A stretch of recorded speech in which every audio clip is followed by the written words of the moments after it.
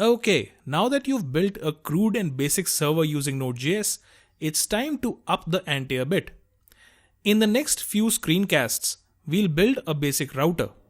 Don't worry if you don't understand what routing actually means. Just follow along. When we send a request to a server application such as accessing a web page, signing into Facebook or your mail account, you're essentially performing one of these fundamental tasks. You're either creating a new record, such as signing up for an account on a website, or you're reading a record such as when browsing through a catalog where the website fetches the data for products from a database, or you're updating existing records or even deleting them. Therefore, when a request is sent to the server, it needs to be sent using one of these interface methods. GET is used for reading data, such as when browsing a website or a Google search. In this case, your requested data, such as the search string, is sent to the server along with the URL and is visibly exposed. Therefore, GET requests are the most common form of requests that apps make unless they're trying to modify some record or resource on the server, in which case GET is dangerous and should not be used. A POST request is sent when you do not want the data to be exposed in the URL like a GET request and instead want the data to travel in the body of the request. This is used in cases where the request can potentially modify a resource or provide access to secure parts of an application. So, for instance, login and sign up forms would always use POST as well as APIs that trigger data creation, deletion, and updation on the server.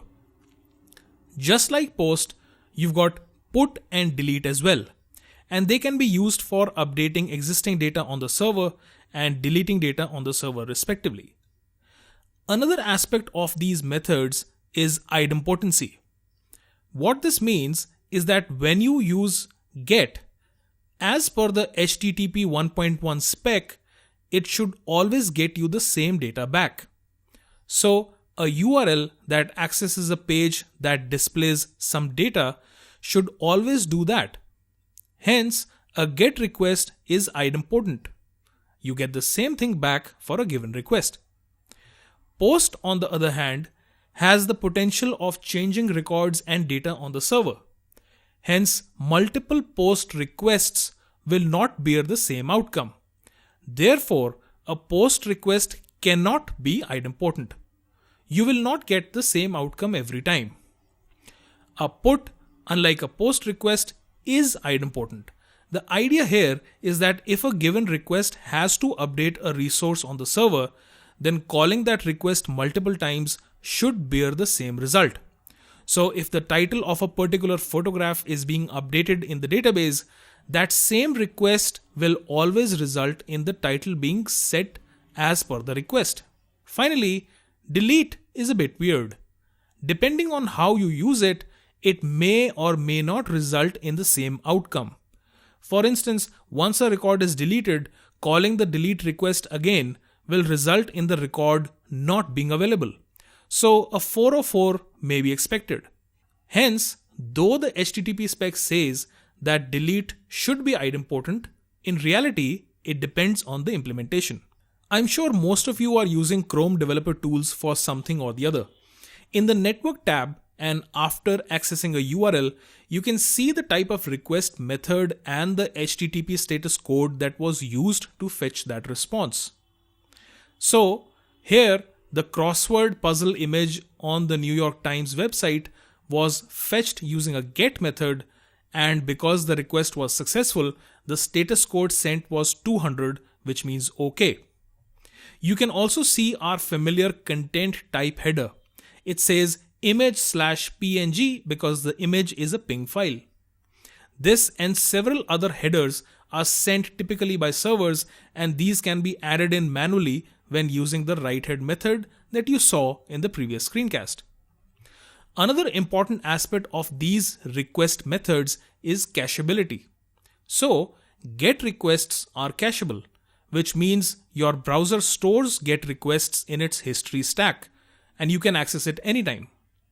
Moreover, If you bookmark a GET request, such as this Google search URL with the term Tesla encoded in, you will always get this page and content that is related to Tesla.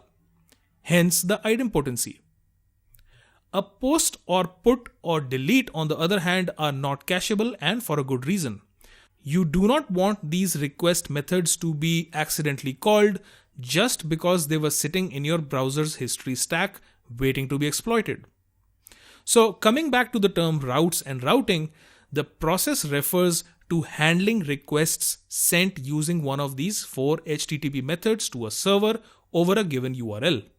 So here, accessing perhaps the about page on a website is not meant to modify anything on the server. Hence, a GET request seems apt. Accessing a login API that accepts username and password from a form on some other page must always be a POST request because you are sending critical data which cannot be publicly exposed or be allowed to be cached. Again, a sign-up request to a server will result in a new record being created.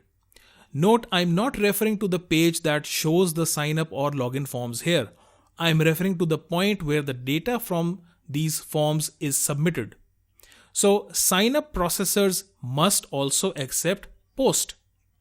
And finally, an API that accepts some parameters and sends back data that is read-only can be a GET, such as an interface that sends back read-only details about a product.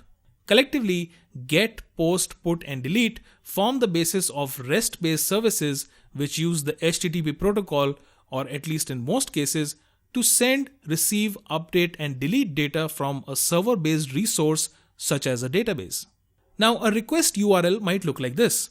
Here, the route being accessed is called API, and the part including the question mark represents parameters being sent to the server based on which the server is expected to respond.